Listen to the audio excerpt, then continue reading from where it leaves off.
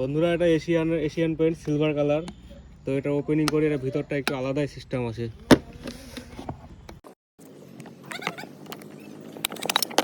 একটা ঢাকনা খুললাম, তারপরে আছে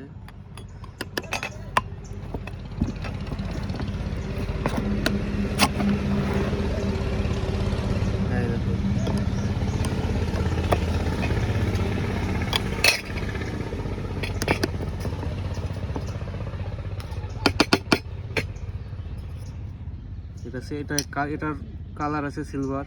এটার সাথে মিক্স করতে হবে, এটা বার্নিশ দেওয়া আছে এখানে, তারপর কালারটা আসবে।